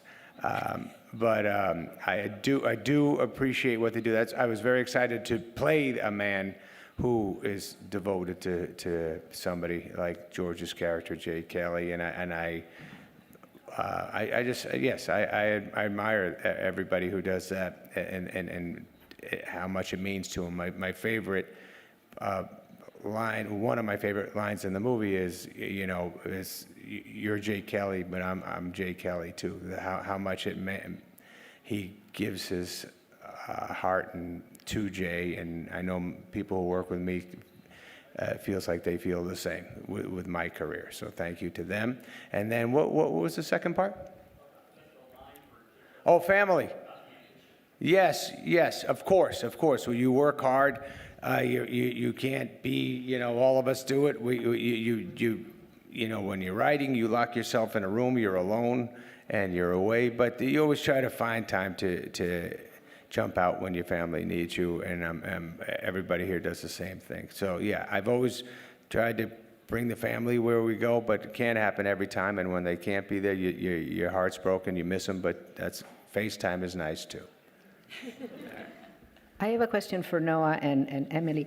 You use the structure and the rhythm of a 30s, 40s film, you know, like a screwball comedy type, but this is essentially a reflection on identity and what we are inside and what we portray outside. Why did you choose the cinema industry to tell this story?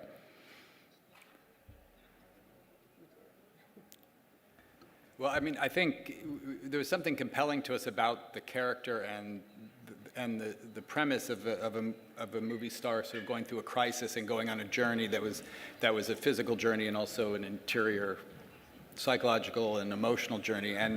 But I don't know that we quite knew why until we started really writing it, which is often the case, I find. I don't really know why I'm doing the thing. It just feels like a live wire, you know. It seems exciting to me for some reason. But I think what, of course, we discovered soon is that if you make a movie about an actor, you're making a movie about identity and performance and a search for self. You know, I mean, actors are always sort of trying to find themselves in a character, and where do I fit in this character? But it's a character outside themselves. And I think that was something that we thought, well, this is what we're all doing essentially, is as we go through life, is trying to figure out the person I present, and is that the person I am, or am I somebody else? And of course, this changes throughout our lives. And the performances we all give in life, you know, in terms of our being parents, friends, co-workers, we're different people in different situations. And so it was really became a way to try to sort of wrestle with this notion of make, you know, sort of, I mean, with you know, who we are and how we want to make peace with this gap between how we present ourselves and who we might actually be. Emily? Yes, and I think you're always looking for a character when you're writing who's kind of like us, like every man, but just a bit more so. And a movie star is that. And yeah, it was sort of an elevated way to present all of our story. And someone once said to me, when you get older, you're like yourself, but just more so, in all the good and bad ways. And this is about somebody who's become more so, the sort of inhabited more so the trappings of an actor and a movie star, and now is having all of that stripped away. So it was a useful character to begin with, somebody who has surrounded himself with an entourage, a sort of is very guarded and very protected, and as the film goes on, gets stripped away of all of that and is just this one man trying to grapple with it all. There's a question right there. Yeah. Hello, congratulations for the film. This is Yanis from Greece. A question to Mr. Baumbach, but it's a continuation of what you said a little while before. You said that according to the situation and according to the people and even the profession of the people, we become someone that we're not. So would you say that everyone in a way is an actor, all of us? Yeah, well, I think it's the same way that if you make a movie about, I feel like if you make a movie about the mob, you're always making a movie about family. If you make a movie about space, you're always making a movie about religion. And if you make a movie about an actor, you're making a movie about identity and performance. I think it is the, and that was what was, you know, as the character, his acting teacher says in the movie, if you become famous at acting, you're acting twice. And that was, you know, I think Emily was saying it really beautifully, is sort of that thing that he both has to present to the world and represent something that's outside himself, and then that's also what he does as his vocation. So, but I think absolutely, I mean, it was fun to have all the environment of the movie star and the world around him as, you know, for us in writing and making the movie, but it was always about, you know, our sort of interest was always about sort of the search for selfhood. There's a question right there. Peter Paul Huth, Germany. I have a question to Laura Dern. If I'm not mistaken, you've had a quite diverse panorama of characters you've been playing. You've never been typecast, really. So, and also you come from an actor's family. I was wondering how you, finding yourself in this environment of the film, how did you react personally to it? Thank you. Well, Noah Baumbach had me at hello, so I'll go wherever he asks if I'm blessed. So that's for starters.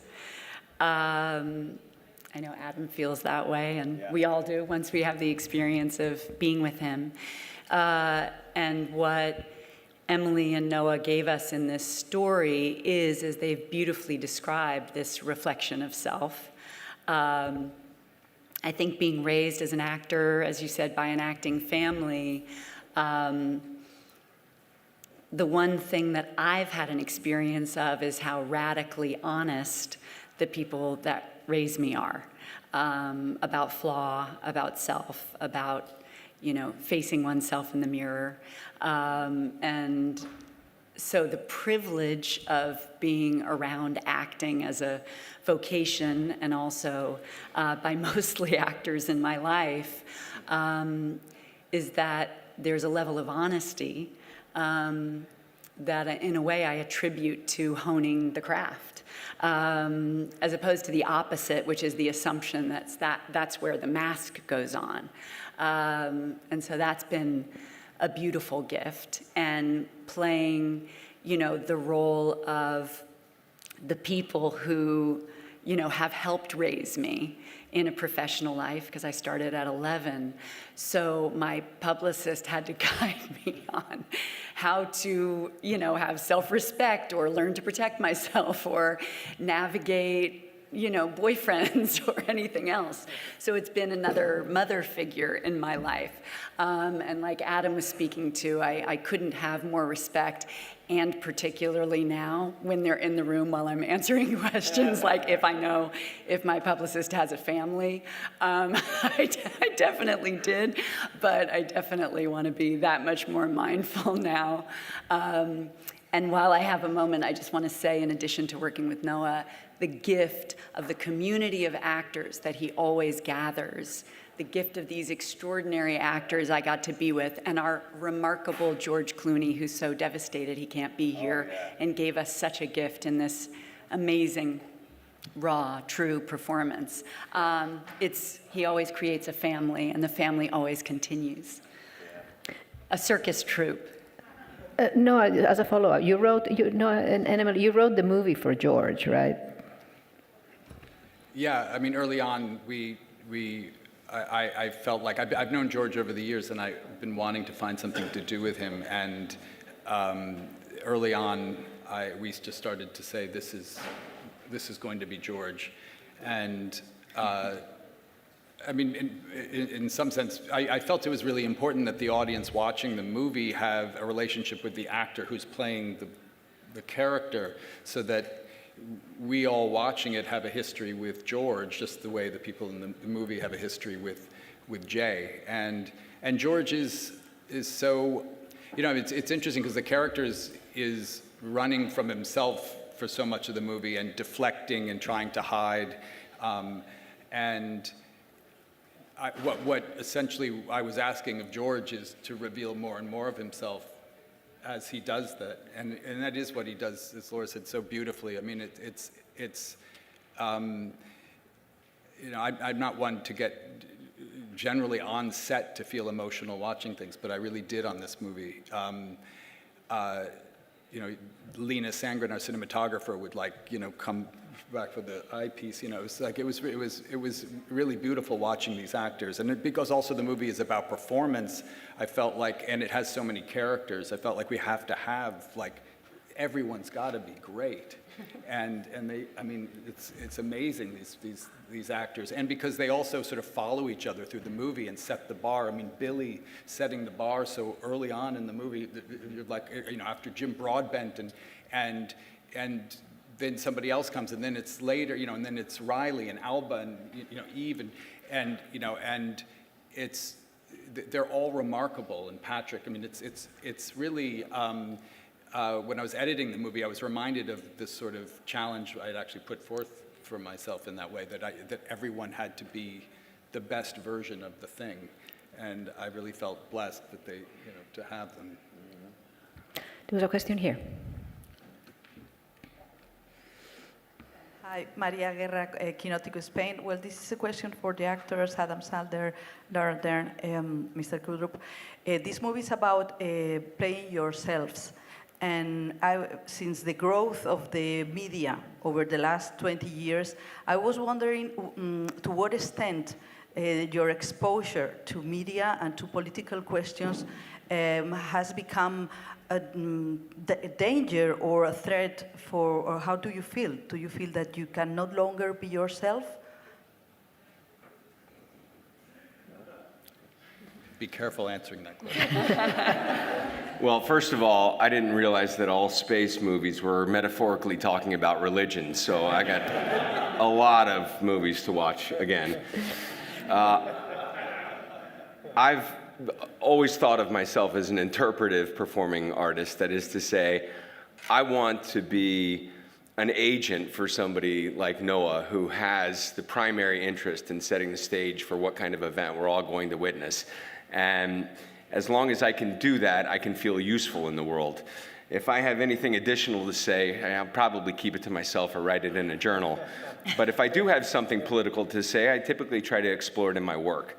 So I haven't found any complicated way of navigating the present state where you feel like you need to comment on everything just by virtue of being I think there was a Gallup poll that said recently that 88% of the electorate in America wasn't interested in what celebrities had to say, which actually I felt great about because I think 99% of the people don't know who I am, so therefore I can say whatever the hell I want.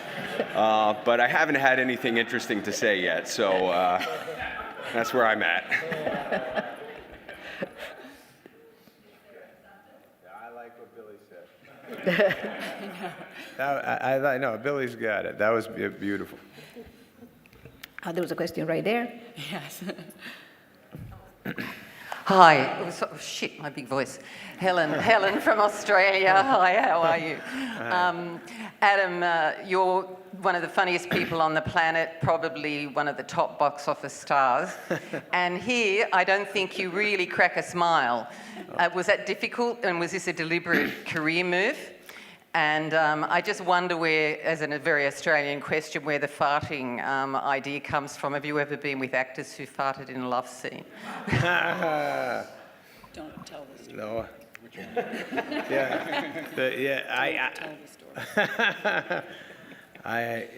The farting, Noah, you wrote that. Or Emily, who came up with that one?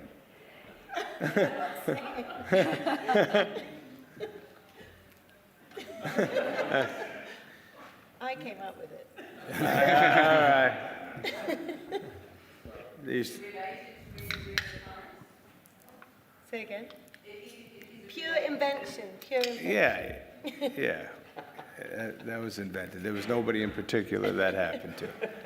And as being in this movie and not just trying to go find jokes and laugh moments. I mean, Noah does that throughout the whole movie. That's what's amazing about. I've done 2 movies with Noah, and I could not be more proud to be in what the feeling it gives you. You lock in. You're invested. Your heart gets broken. You get relief. You get moments of there's tension. There's he knows how to do everything, and then he finds places to make you laugh. All our characters have ways if you watch them that give you a moment to laugh and give you a moment to feel pain, and that's as an actor, all of us. When you read a script like this, you say, "Holy shit! I can't believe that I'm getting this gift." There is one thing. There is one thing that I love about the movie is that beside the movie star, it sheds light on sort of a background of people that not many of the public or the press know. And it's the manager, the publicist, the non-successful actor, which is played by Billy. And I want to talk a little bit about how you create you build those characters, because it's really a valentine to the industry and to the players. In the back there is that wonderful moment between Laura and Adam when there was a lost moment. They lost a chance there. It's really moving.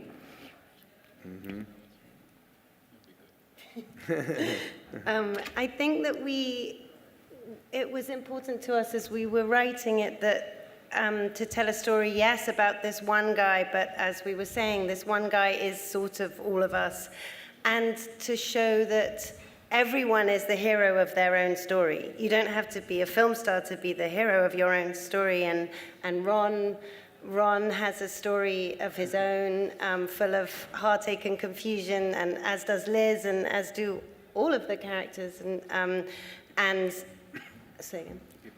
And all the people on the train, not just people connected to the film business, but people who just happen to be traveling to the same destination on this train this one day. Like, everybody has their story, and that felt somehow important to communicate. But it was at times was complicated because there are lots of characters who are heroes of their own stories in the movie. So. Well, it was always just so much fun writing together. That sometimes was, our task was to kind of have all these threads going along, but connect them as seamlessly and easily as possible. I think there was a question here, right there. Where is she gone? She's gone. There. Okay, and there. There. Sorry.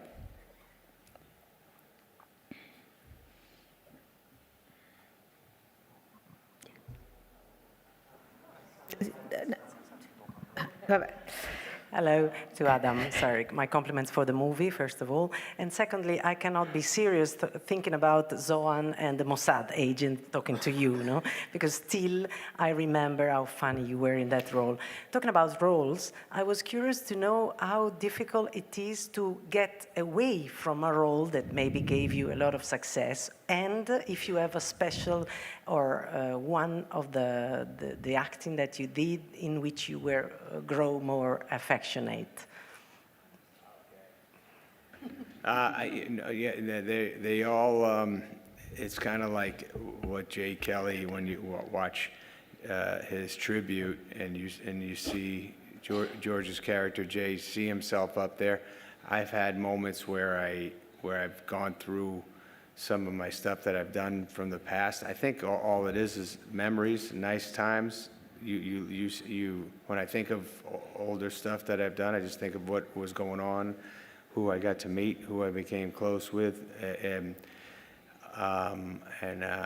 you miss those days. I already miss the shoot we had on Jay Kelly. We became so close, all of us, and Emily, what a nice person you are, and a great writer. And Noah, I just thank you for putting us all in this. No, there's nothing, not one thing in particular. I'm just proud and very proud of this one, and I can't wait for people to see it. I would say about Adam, just quickly, that what was really, Adam and I had a great time working together and become very close from the Meyerowitz stories, which we made several years ago now. But it's really, Adam does have such grace and such loyalty and generosity and heart, around the people he works with, but his family. He really does make an effort to involve. It's different than Jay Kelly. It's like he really has found a way to successfully sort of navigate this whole thing and do it so beautifully. And that was really what was exciting to me about him playing Ron, was to have him play somebody that to me represents Adam, and that generosity of spirit, and also that loyalty and and love that I see that comes from him, that the character feels, you know, for Jay, and yeah. Okay. Thank you. Hi. Hello, Mazzetto Messo, all'altra pagina. I have a question for the director. In a certain scene, we have you that you became an actor, even if you do a director. In that case, how much you do a performance like the actors, or you were like you do normally act as director? You mean, do I perform for them as a director Yeah, when I or want them to you do something? As you do normally. Yeah. Oh, is that how I direct?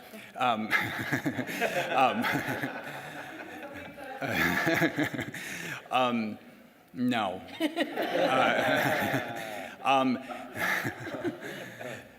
It was actually George wanted me to play the director in the opening sequence, the opening shot, which is all one take. And I thought there's absolutely no way that I'm going to play the director at the end of this 9-page, one-take shot who comes at the end and totally mess this up for everybody every time when I have to come in. So I said, okay, I'll play the director in the other scene as a you know, I think the movie, obviously, it's a representation of, I think, so much of our love of movies as well, and all kinds of movies, American movies, European movies, international movies. And so I think it wouldn't be something that I would do normally, but it felt like it was okay for this movie. It felt like we were always sort of playing with this line of, which I like to do anyway when I'm directing. I like the way we all are off camera, just as sort of we just go right into on camera. It's all part of one sort of experience that we're all having, as much as that is possible. And so, yeah, just having me in the scene then felt like, okay, I can do this, and it's within my range, which is, you know, narrow. Movie, and I loved the movie, and I found the part on the train very moving. How did you build and did you shoot that part? And for the actors, how would you behave in the same situation? Do you usually take crowded trains?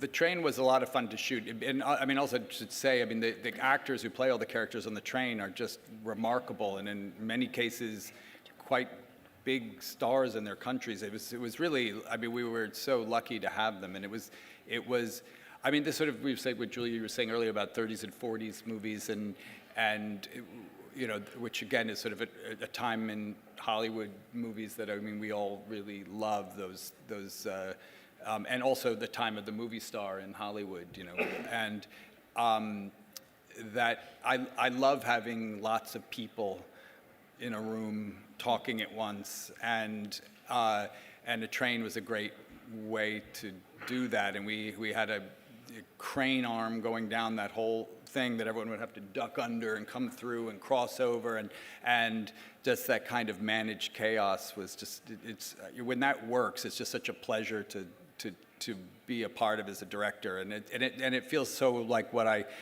it's so cinematic, that kind of thing, and just watching these guys navigate it, and you know, really bumping into people, and people really, it's all highly choreographed, but then of course it's also, you also leave room for some mistakes, which are always beautiful. Not to say we make any mistakes, but just if there was a mistake. Yeah, you didn't make any mistakes.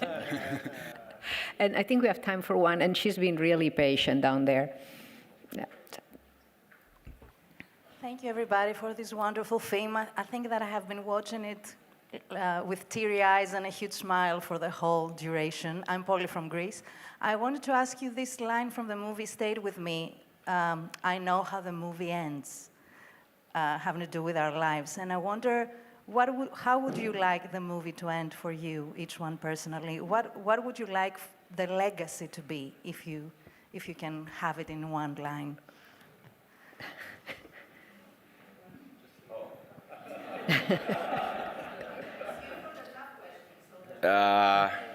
Nice try.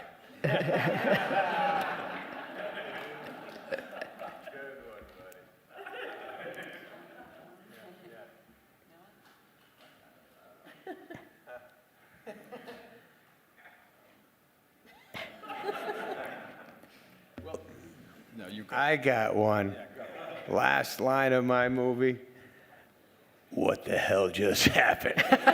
Thank you. Thank you. Thank you very much. Thank you, everybody. Thank you for being here and for the film. Thank you.